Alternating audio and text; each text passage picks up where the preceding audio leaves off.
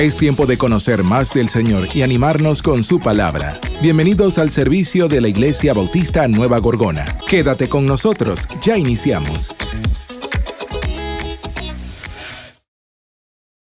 Hermanos, pongámonos de pie para presentar este tiempo al Señor con ese mismo espíritu fervoroso, amoroso, reverente de esta administración hermosa al Señor a través de sus alabanzas.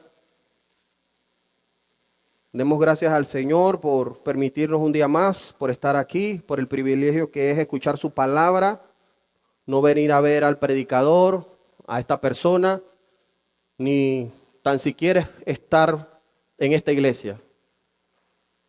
Lo importante es estar reunidos para aprender de Dios, para conocer a Dios, para entablar una relación con el Creador y con nuestro Salvador. Oremos, hermanos. Amado Dios y Padre Celestial Todopoderoso, gracias te damos, Señor, una vez más por el privilegio que es estar aquí, delante de tu presencia, Señor, trayendo tu palabra. Señor, dame sabiduría, dame entendimiento, serenidad, amor, humildad, para traer tu palabra con fervor, con sencillez y contundencia. Prepara nuestros corazones, Señor, y nuestras mentes a recibirlo con agrado, con gozo y con sabiduría. Prepara al predicador, al que lleva la palabra y a los que escuchan, Señor. Señor, te pedimos por nuestro pastor Ricardo Alexia a la distancia, guárdale, Señor. Y no quiero pasar la oportunidad de orar por la nación hermana de Venezuela. Sabemos que están en comicios electorales, en votaciones. Aquí hay muchos hermanos extranjeros de ese país. Ruego por ellos, Padre, para que también les des paz. Y a los que están allá en esa nación, Señor, y hoy realizando esas elecciones, Señor, nos ponemos en tus manos. Sabemos que tú estás en la voluntad y tú eres soberano para hacer todas las cosas. Te lo pedimos y te lo agradecemos en el nombre de Cristo. Amén. Pueden sentarse, hermano. Abramos nuestras Biblias en el libro de Esdras. Estamos desarrollando este hermoso libro, un libro que, siéndoles muy honestos, muy sinceros, no había estudiado a profundidad como hasta ahora. Y le he agarrado un gran aprecio por lo que este libro significa, no solamente para nosotros, o debe significar para nosotros, sino para el pueblo judío. ¿Verdad? Vayámonos a Esdras. Y quiero empezar diciendo que todo empezó no cuando el pueblo de Dios sale de Babilonia y de la liberación dictaminada por Ciro, el emperador persa, el que está ahora controlando este gran imperio mundial. Ya Nabucodonosor cayó, sino que todo empieza con una palabra profética. Ahora sí. Con la determinación de Dios a través de Jeremías, capítulo 29, verso 10. Porque así dijo Jehová, cuando en Babilonia se cumplan los 70 años, yo os visitaré y despertaré sobre vosotros mi buena palabra para hacerlos volver a este lugar. Hermanos, Dios dijo y Dios hizo. Y eso sucedió. Y este pueblo salió del cautiverio. ¿Pero salió a qué? Salió a reconstruir el templo, un lugar sagrado para ellos. Y un lugar sagrado para Dios desde siempre. Hoy el templo somos nosotros. Y lo hemos aprendido, ¿verdad? A lo largo de este desarrollo de este libro. El regreso de los judíos de la cautividad babilónica pareció como un segundo éxodo. Ya eso había pasado cuando estuvieron esclavos por los egipcios.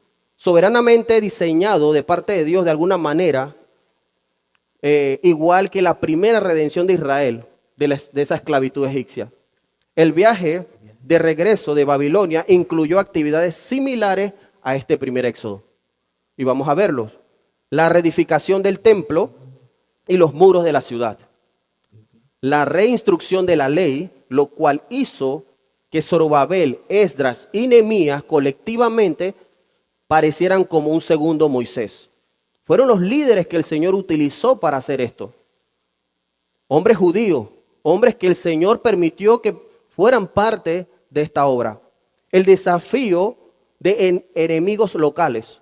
Hoy vamos a ver en el capítulo 4 al 6 una oposición que se va a levantar contra esta construcción.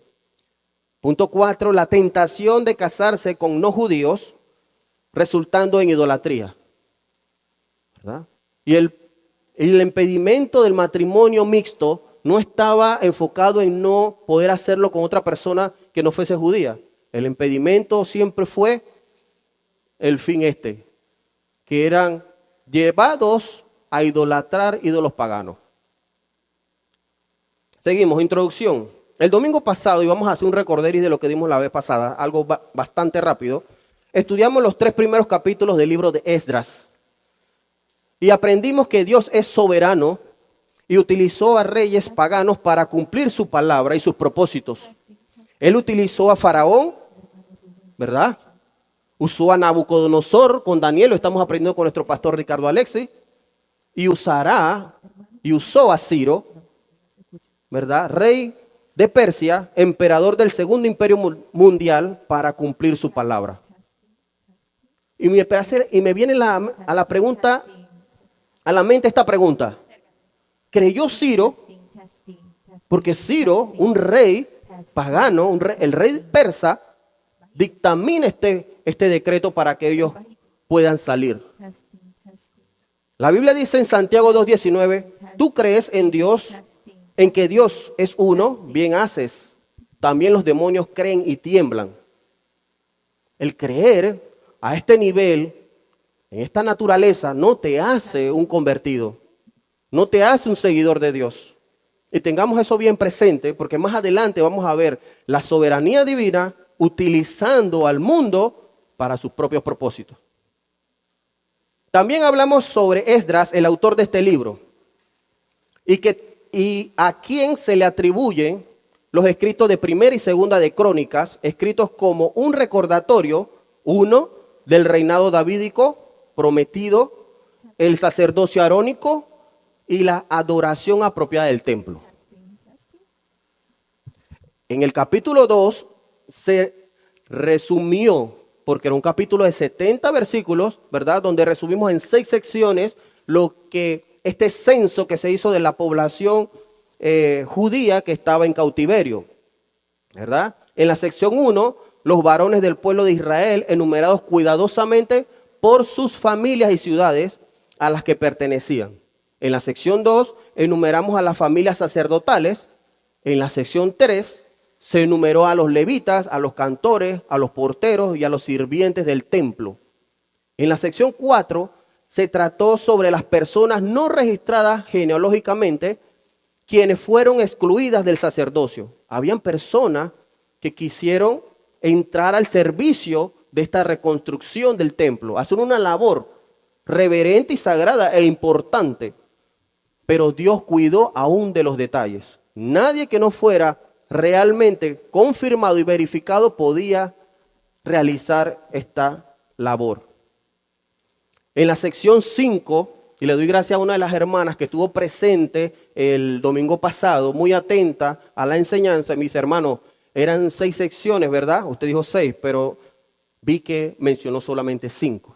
Bueno, otro error, me salté una sección y le pido disculpas, pero sí son 6 secciones. Y esta es la sección 5. La sección 5 es un resumen, ¿verdad? Que va desde el verso 64 al 67, ¿verdad? Que resume, es un recuento de las personas, el ganado y las riquezas que acumularon, lo que implica la bendición de Dios sobre los exiliados que regresaron.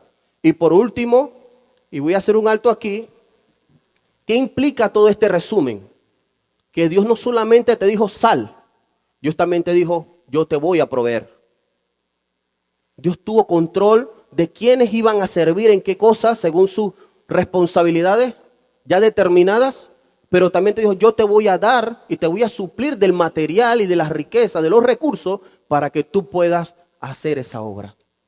Cuando Dios nos lleva a un lugar, Él no nos va a mandar sin la provisión que necesitamos. Sección 6. ¿Qué implicaba las donaciones para la reconstrucción del templo? Hoy vamos a tratar la parte B de esta primera gran sección. Habíamos dicho que el bosquejo son dos grandes secciones. Del capítulo 1 al capítulo 6, el primer regreso bajo Zorobabel, el líder político que había nacido en Babilonia. Y hoy vamos a tocar la segunda sección, la parte B, que nos dice, la oposición aparece, la construcción es retomada, terminada y dedicada. Zorobabel. ¿Quién era Zorobabel? Un hermano también el domingo pasado se me acercó a mí después de la enseñanza, de la predicación, y me hizo algunos comentarios sobre este personaje. Zorobabel no es cualquier persona, hermano. Si usted lee la Biblia, en el Nuevo Testamento hay un Zorobabel. No sé si recuerdan las genealogías de Mateo y de Lucas. Pues este es Zorobabel, el que aparece allí. Un descendiente de David, de la línea genealógica. Zorobabel, su nombre significa engendrado en Babilonia. Es un líder judío y político nombrado posteriormente gobernador de Jerusalén. ¿Verdad? Zorobabel, hijo de Pedaías. Hermano, pero usted no había dicho, y dice la genealogía que es hijo de Salatiel. Sí, y lo vamos a aprender por qué. Nieto del rey Jeconías y por tanto descendiente de David. Estén atentos, no se me pierdan, hermanos, que voy a ir algo rápido porque tenemos que cubrir bastante material. Por tanto, descendiente de David, según Primera de Crónicas, capítulo 3. Si nos vamos a Primera de Crónicas, nos va a dar la línea de descendencia de Zorobabel. Y en Primera de Crónicas nos menciona que él es hijo de Pedaías. Pero entonces, ¿por qué la Biblia lo reconoce como hijo de Salatiel? Vamos a aprender por qué. Este Zorobabel es el que podemos encontrar en la genealogía del Nuevo Testamento, como ya lo mencioné, en Mateo 1, 12 al 13 y Lucas capítulo 3, verso 27. Fue gobernador de Jerusalén después del destierro. Se le llama también hijo de Salatiel, el hermano de Pedaías. ¿Quién es Salatiel? Hermanos de Pedaías. Entonces, ¿quién era Salatiel? El tío de Zorobabel. Probablemente Salatiel no tuvo hijos y lo adoptó como heredero legítimo. Y por eso él es reconocido como hijo de Salatiel también. O sea que ambas cosas son válidas. Así como recordamos en Esther, que el hermano Gabriel, el anciano de esta iglesia, predicó con, ¿verdad?, Mardoqueo y su prima Esther, que también la adoptó como hija propia. Era muy común esto. Entremos entonces en materia, capítulo 4 de Esdras. Esdras capítulo 4, hablan su Biblia, vámonos allá. Aunque lo estén viendo aquí, quiero ver que se muevan esas páginas de su Biblia o de sus dispositivos electrónicos. Esdras capítulo 4, verso 1 al 3. Y dice, oyendo los enemigos de Judá y de Benjamín que los venidos de la cautividad edificaban el templo de Jehová, Dios de Israel, vinieron a Zorobabel y a los jefes de las casas paternas y les dijeron, edificaremos con vosotros, porque como vosotros buscamos a vuestro Dios y a él ofreceremos sacrificios desde los días de Asar Adón, rey de Asiria, que nos hizo venir aquí. Hasta ahí todo pareciera magnífico. Oh, va a venir ayuda adicional, ¿cierto? No parece nada malo. Pero vamos a ver más adelante cuáles son las verdaderas intenciones de esta persona. Verso 3. Zorobabel, Jesua y los demás jefes de las casas paternas de Israel dijeron, no nos conviene edificar con vosotros casa a nuestro Dios, sino que nosotros solo la edificaremos a Jehová, Dios de Israel, como nos mandó el rey Ciro, rey de Persia. ¿Qué está pasando aquí, hermano? ¿Qué está pasando aquí? Porque ellos rehúsan esta aparente buena intención de colaboración y de ayuda a la reconstrucción. Tenemos que preguntarnos de dónde viene Asaredón, ese rey sirio que ellos mencionan. Vámonos a Segunda de Reyes capítulo 17, rapiditos hermanos. Verso 24.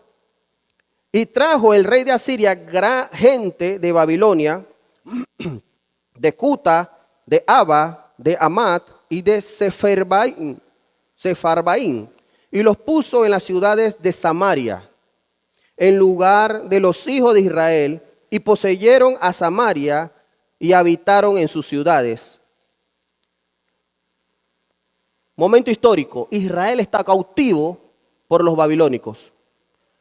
Este lugar está sin habitantes. ¿Quiénes quedaron aquí? Un remanente pobre de judíos que no fueron llevados cautivos.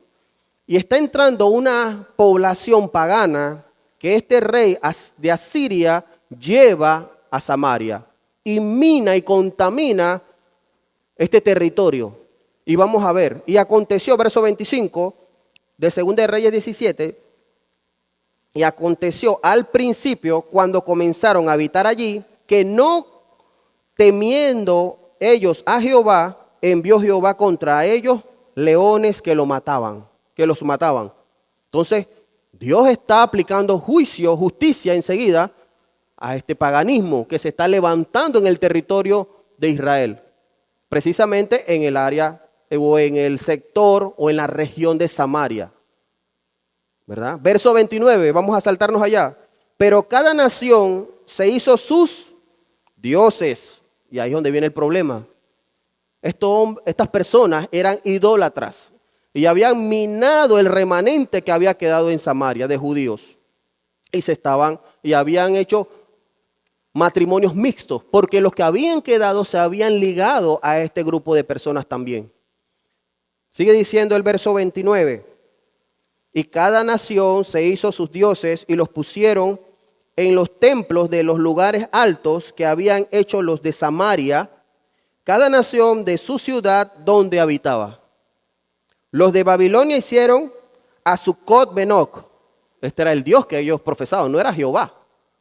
No es Dios, no es el Dios trino que hoy profesamos nosotros, Padre, Hijo y Espíritu Santo. No es a Jesucristo a quien ellos siguen. Muchas personas van a querer venir, hermanos, a aparentar ayudarle. ¿Y qué Dios nos ha dicho? Hijo mío, discierne, porque no todo espíritu es de Dios. Eso se repite hoy, hermano. Los de Cuta hicieron a Nergal, y los de Amat hicieron a Simá. Los Abeos hicieron a Nixhath y a Tartac. Y los de Seferbaín quemaban sus hijos en el fuego para adorar a Adramelech y a Anamelech, dioses de Seferbaín. ¿Qué están haciendo estas personas? Idolatrando y haciendo ritos de sacrificios humanos. A eso había llegado el remanente pobre judío que había quedado en Samaria, a practicar tales abominaciones ante los ojos de Dios. Volvamos a Esdras. Entonces ya entendemos quiénes son los que están allí, quiénes son los enemigos que se están tratando de meter encubiertamente con propósitos engañosos a querer colaborar, entre comillas, al pueblo que había llegado a reedificar este templo. Verso 4 al 6. Pero el pueblo de la tierra intimidó al pueblo de Judá y lo atemorizó para que no edificara. Ya vamos viendo las verdaderas intenciones, ¿verdad? Sobornaron además contra ellos a los consejeros para frustrar sus propósitos todo el tiempo de Ciro, rey de Persia, y hasta el reinado de Darío, rey de Persia. Y mire que aquí está identificando ese asedio, esa molestia, esa intimidación que ellos estaban haciendo hacia los que habían llegado. No solamente por un día, no solamente por una semana, no solamente por un mes. Fueron años. Años. ¿Qué está pasando aquí, hermanos? ¿Está siendo el pueblo de Judá egoísta al renegar y evitar ayuda ofrecida? En el versículo 4 vemos las verdaderas intenciones de estos pueblos al usar de intimidación, al usar de atemorizamiento, atemorizar a las personas, al usar de sobornos, ¿con el propósito de qué? De que no se edificara el templo de Dios. Y esto sucedió todo el tiempo que duró el reinado de Ciro hasta el reinado de Darío, su sucesor, rey de Persia. Le regalo este versículo, hermanos. Isaías 42:8. No lo busque, que nos vamos a quedar aquí en Esdras. Yo Jehová, este es mi nombre, y a otros no daré mi gloria, ni mi alabanza a esculturas. Más claro no puede estar, ¿verdad? Dios es un Dios celoso. El Dios que servimos no va a compartir su gloria con ningún Dios pagano, ni con ningún ídolo. Es así, fue así ayer, es así hoy, y será así por los siglos de los siglos, hermanos. Esdras capítulo 4, del verso 6 al 10. Y en el reinado de Asuero, en el principio de su reinado, escribieron acusaciones. Y aquí están las acusaciones que esta gente levantó contra los habitantes de Judá y de Jerusalén. También en días de Artajerjes escribieron Bislán, Mitrídates, Tabel y los demás compañeros suyos a Artajerjes, rey de Persia. Y la escritura y el lenguaje de la carta era en arameo. Un idioma netamente gubernamental, era más técnico. O sea que esta carta tenía un peso legal y formal porque se dirigía a un rey, ¿verdad? Rehum, canciller, y Simsai, secretario, escribieron una carta contra Jerusalén al rey Artajerjes. En tal fecha escribieron Rehum, canciller, y Simsai, secretario, y los demás compañeros suyos, los jueces, gobernadores y oficiales, y los de Persia, de Enec, de Babilonia, de Susa, y de los elamitas. Verso 10. Y los demás pueblos que el gran y glorioso Asnapar transportó e hizo habitar en las ciudades de Samaria y las demás provincias del otro lado del río. ¿Cuántos nombres, cuántas autoridades, cuántas personas están involucradas aquí? ¿Y qué nos puede llamar la atención? ¿Cuánto odio siente el mundo por el pueblo de Dios?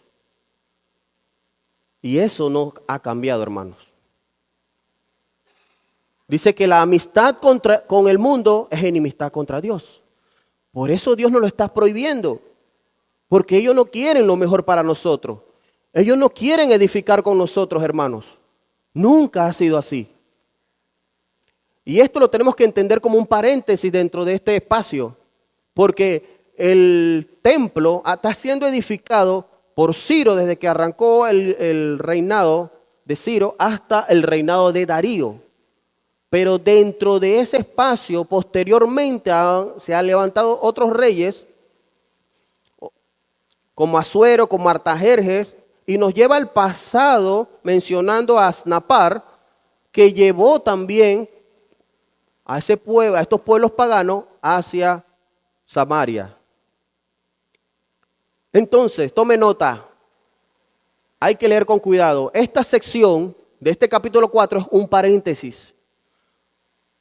La mención de Asuero, también conocido como Jerjes, en el 4:6, y Artajerjes en el 4, versos 7 al 23, ha llevado a concluir que el templo también pudo haber sido construido durante el reinado de estos últimos. No obstante, tal conclusión viola la historia, hermanos. Hermanos, la historia no confirma la Biblia confirma la historia. Yo lo creo así nos lo ha dicho el pastor también repetidas ocasiones. Hoy la historia sigue ratificando que lo que está en la Biblia es verdaderamente así. Y los que se resisten a ellos son necios, hermanos. Esdras aquí no está escribiendo acerca de los logros de la construcción en el tiempo de Asuero o de Artajerjes, sino que más bien continúa relatando, según el contexto que acabamos de leer, la opresión, ¿verdad?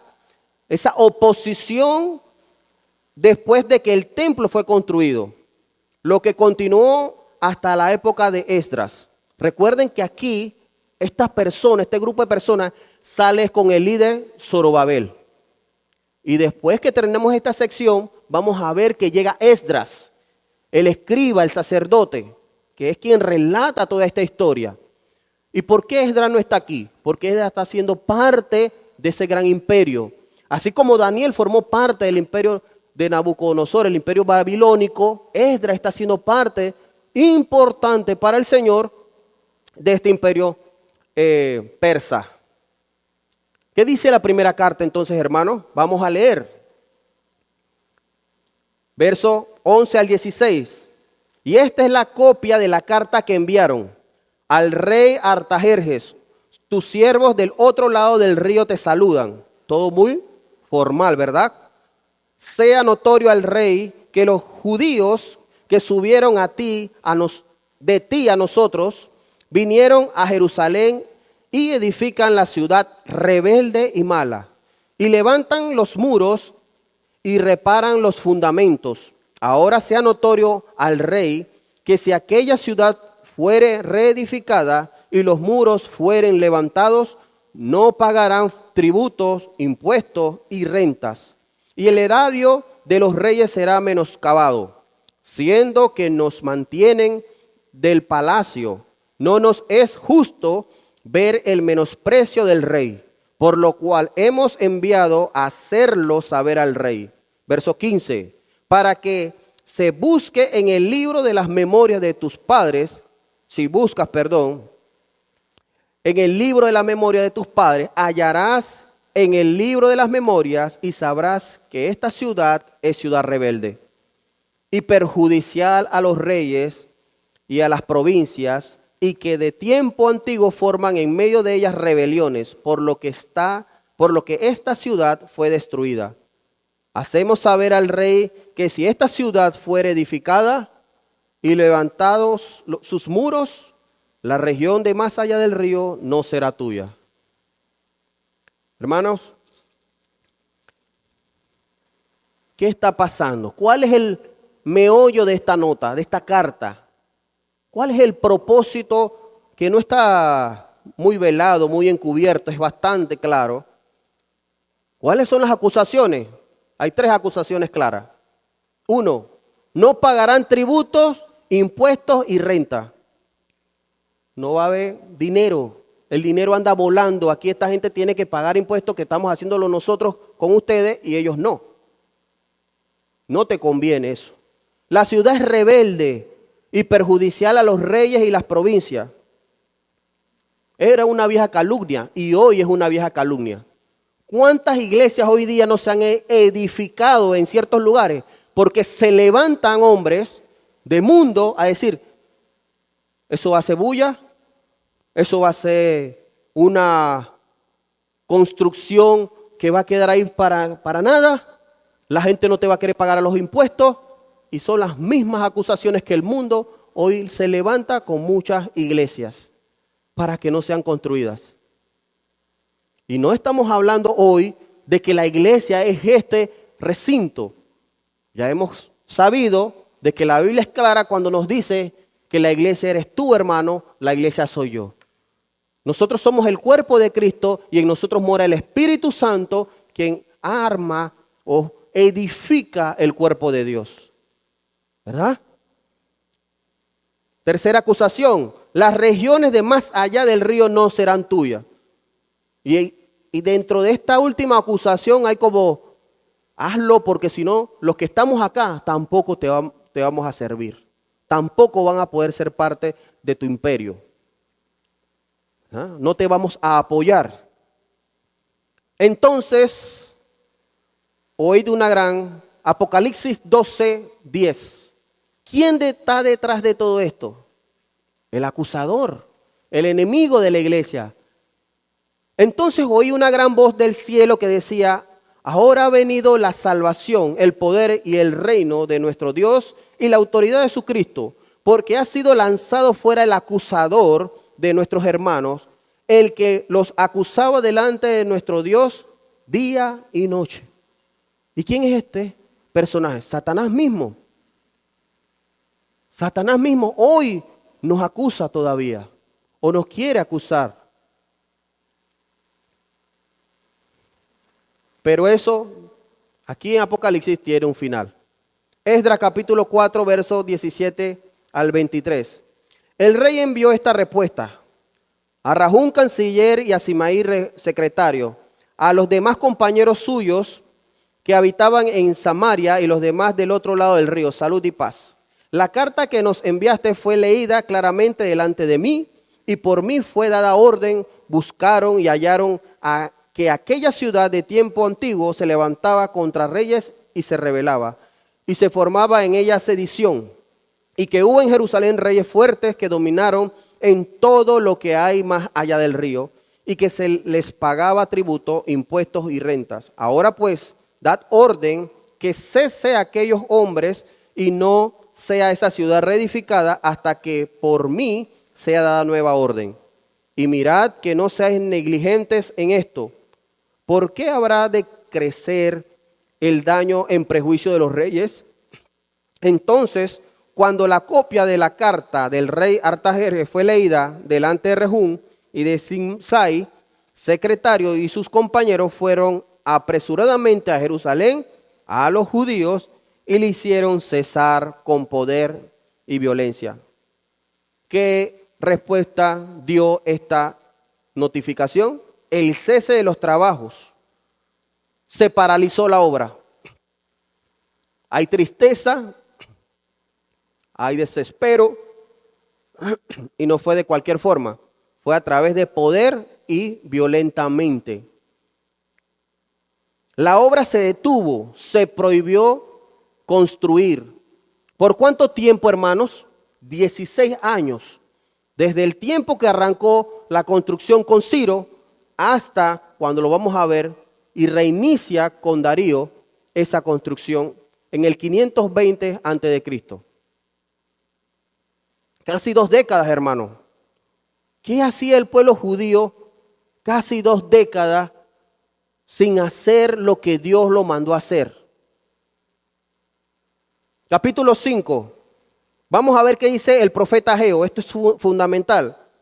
En el año segundo del rey Darío, en el mes sexto, en el primer día del mes, vino palabra de Jehová por medio de Ageo a Zorobabel, al líder quien sacó a este pueblo, hijo de Salatiel, gobernador de Judá, y a Josué, hijo de Josadat, sumo sacerdote, diciendo: así ha hablado Jehová de los ejércitos, diciendo, este pueblo dice, mira lo que decía el pueblo, no ha llegado aún el tiempo de que la casa de Jehová sea reedificada. El pueblo dijo, no, eso debe ser que esto está pasando porque todavía no es el tiempo. No hubo ímpetu, no hubo resistencia, no hubo deseo de obedecer y de aplicar la palabra de Dios a este mandato. Zacarías 1:1 también dice algo importante. Pase la página, está después de Ageo. En el 8º mes del año segundo de Darío, vino palabra de Jehová al profeta Zacarías, hijo de Beraquías, hijo de Ido, diciendo, ¿qué pasó con Dios por esta suspensión, por lo que el pueblo manifestó? Dice, se enojó Jehová en gran manera contra vuestros padres. Diles pues, así ha dicho Jehová de los ejércitos, volveos a mí, dice Jehová de los ejércitos, y yo me volveré a vosotros. Ha dicho Jehová de los ejércitos, no seáis como vuestros padres, a los cuales clamaron los primeros profetas diciendo, así ha dicho Jehová de los ejércitos, volveos ahora de vuestros malos caminos y de vuestras malas obras, y no atendieron ni me escucharon, dice Jehová. Vuestros padres, ¿dónde están? Y los profetas han de vivir para siempre. ¿Qué está pasando, hermano? Están replicando el error ancestral. Están replicando el error de los padres. Están viendo su necesidad personal, yéndose a hacer lo malo, a reconstruir una ciudad, a reconstruir sus propios hogares antes de la reconstrucción del pueblo y del mandato prioritario que fue construir el templo o reconstruir el templo. Vámonos al capítulo 5. Hay una segunda carta y hay una nota de volver a construir. Dios es soberano y Dios va a procurar que estas cosas se den. ¿Verdad?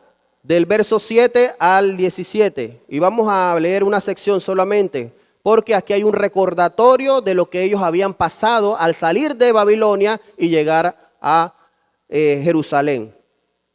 Le enviaron carta y así está escrito en ella: al rey Darío, toda paz.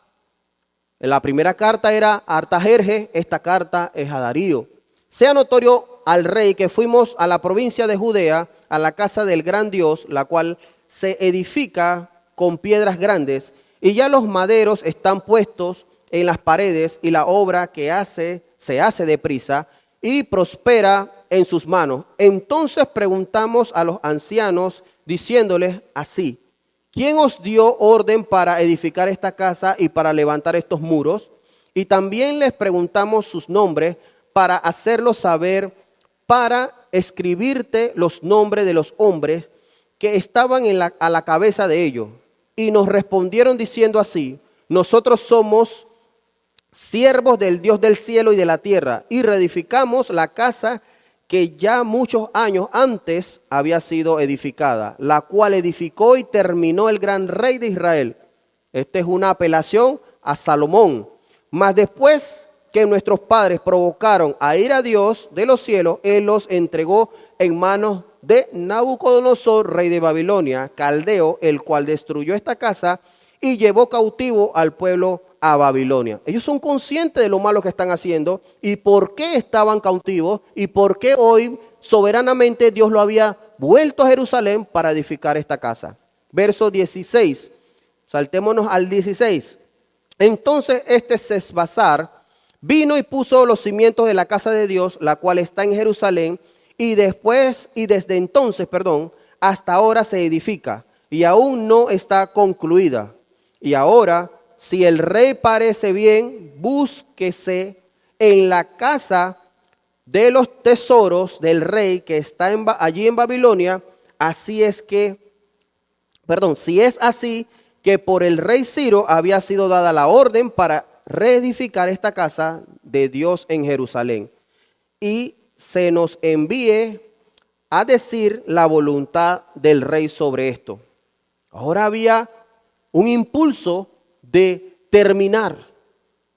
Había Dios despertado un espíritu en ellos por acabar esto que ellos habían iniciado, ¿verdad? Tanto el espíritu de hacerlo salir en el rey pagano, tanto el espíritu de Dios en el pueblo de Dios para construir.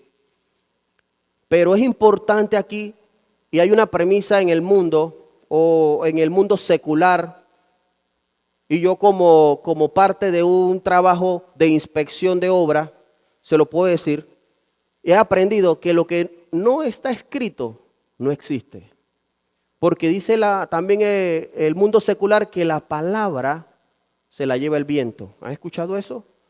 Entonces nosotros tenemos que escribir, y Dios guardó eso.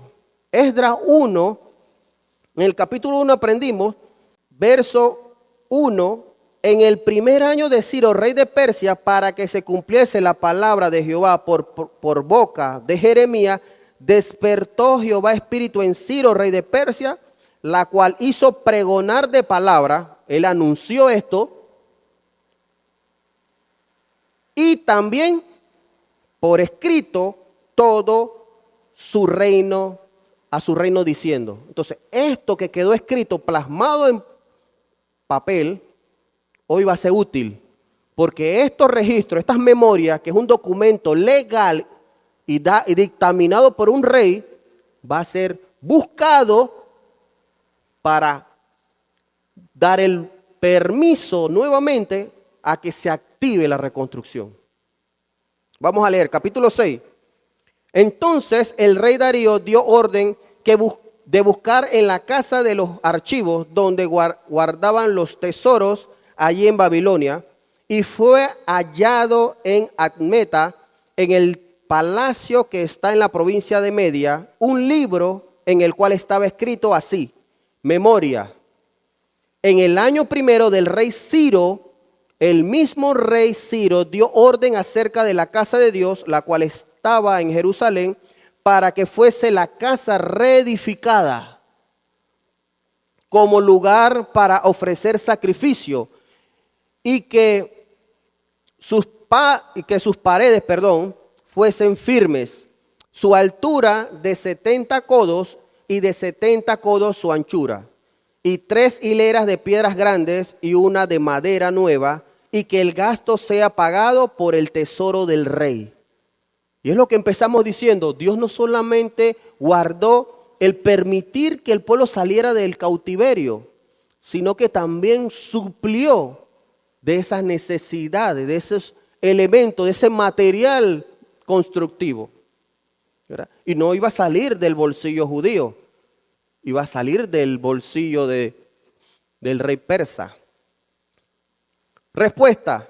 ¿Cuál fue la respuesta a esta notificación? Deja que se haga la obra de esa casa de Dios. Gloria a Dios, hermano. Dios es soberano y Él está en control de todas las cosas. La obra continúa, ya es permitido construir, llegan los recursos y Dios los protege. Porque la pregunta es, hermano, ¿y si se levanta nueva oposición? ¿Qué va a pasar con estas personas que estaban ya acusándoles y si vienen nuevas acusaciones? Puede ser, ¿verdad? Dios sabe todo y va a cubrir también eso. Esdras capítulo 6, versos 15 al 16.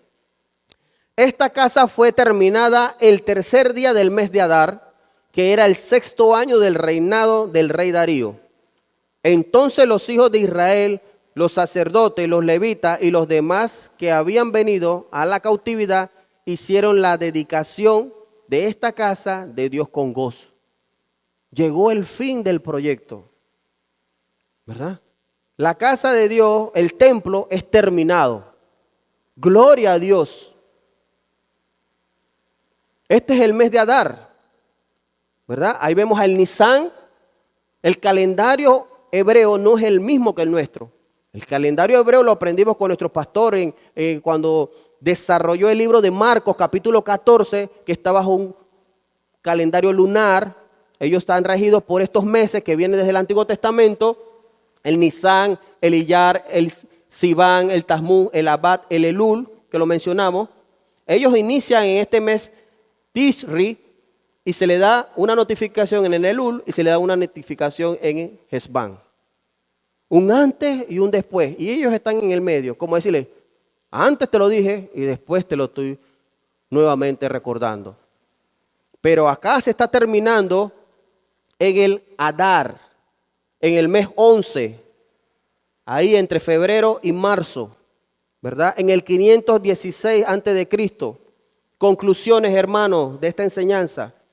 Sé que es mucho material, sé que es pesado, es denso por la historia que esto recoge. No he hecho énfasis en ninguno de estos reyes. Los invito a leer este hermoso libro para que lo que viene puedan asimilarlo y comprenderlo mejor, pero necesitamos desarrollarlo así, porque no tengo mucho tiempo para predicarle todo este libro de Esdras en el sentido más pausado, ¿verdad? Conclusiones. Dios es soberano y vemos su mano y cuidados al permitir que el escriba y maestro de la palabra Esdras tuviese acceso a estos decretos, proclamaciones, cartas, listas, genealogías y memorias. Mire todo lo que Esdras podía controlar. ¿Por qué? Porque como Daniel, él era parte del imperio, era un hombre de confianza. Y eso solamente lo hace Dios. Muchos de estos escritos por la administración persa dan testimonio de la mano soberana de Dios en la restauración y cuidado de Israel. Como hoy también cuida Dios de nosotros. El mensaje primario del libro es que Dios determinó y llevó a cabo la sombría situación pasada. Los permitió cautivos. ¿Por qué? Porque ya entendemos que fueron rebeldes y porque las advertencias dadas por Dios no las habían acatado. Y continuó llevando a cabo su obra a través de un rey pagano y sus sucesores para darle a Judá esperanza para el futuro, o sea, para su regreso. La administración de Dios está por encima de la de cualquier rey o autoridad de este mundo. Y de esta manera el libro de Esdras es un mensaje de la gracia y de pacto continuo de Dios con Israel. Y lo vemos solamente en Zorobabel. Zorobabel nace en la cautividad. Es semilla de Babilonia, representa su nombre. Pero él es descendiente de David y está en la genealogía de nuestro Señor Jesucristo. Si eso no es gracia, no sé qué más puede hacer, hermano. Vayamos a ese salmo para terminar. Salmos 27. Vayamos a ese salmo. Me ha encantado. Y vamos a leer del 1 al 6. Y medite esta semana que Dios le está regalando en ese salmo. Jehová es mi luz y mi salvación. ¿De quién temeré?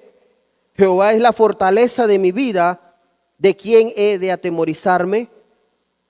Cuando se juntaron contra mí los malignos, mis angustiadores y mis enemigos, para comer mis carnes, ellos tropezaron y cayeron. Aunque un ejército acampe contra mí, no temerá mi corazón.